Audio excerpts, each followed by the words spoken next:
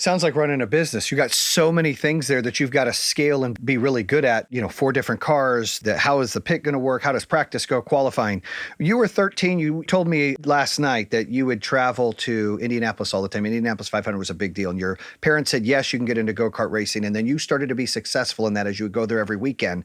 But one thing that you brought up to me last night that I think the listeners, they think it was just talent. People don't understand that there is a business element to being successful in motorsports because you're a natural introvert, right? 100%. Yeah. And you didn't couldn't believe tell, that. Yeah. right? I was like, no way, but I get it. And you had to learn, and I want you to explain to listeners that you could have the best talent in the world, but it was 20% talent, 80% you having that business form to sell yourself. Explain that to the listeners, how important that is in racing. Yeah, I mean, take this for example. Anyone that's watching this video, you say, I have my arms crossed. I got to learn to not do that sometimes too. Yeah. That's part of the things I've had to learn is to be open, to be, projecting and have a voice, to be able to represent a brand and to speak knowledgeably about a group of people. Because at the end of the day, as a race car driver, you're the representative. You are the quarterback for the team. You're the leader. You have the owners, you have the sponsors and all that. And they're in a way the leaders too, but everyone feeds off that race car driver. So if I'm this shelled off you're person, the face. You are everything. Yeah. The team literally hangs on every word you say for direction, whether that's for a race weekend or for development in the off season. I mean, we spend a lot of money in the off season trying to make our cars better every year. And every word that you say as the driver, that the team hangs on that as for direction on where are we going to spend our money? What direction are we going in?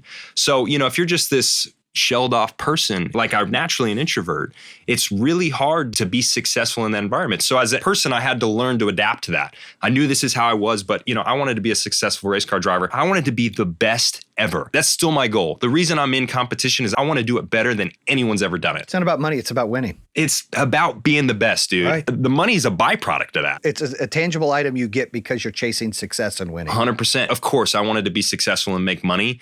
For me, if I focused on just being the best at my craft and being better than everyone else at that, I knew the byproduct of everything else around it would come with it. So I think if you focus on the right things, then, all the intangibles that you kind of need, the money side of it, it all kind of follows suit. For me, it's focusing on the right thing. And I always told people this, I was like, hey, for me and my craft, the bread and butter is performing at the racetrack, being the right representative, learning how to be an extrovert and represent my brand, represent my company, and be knowledgeable about my team and my people.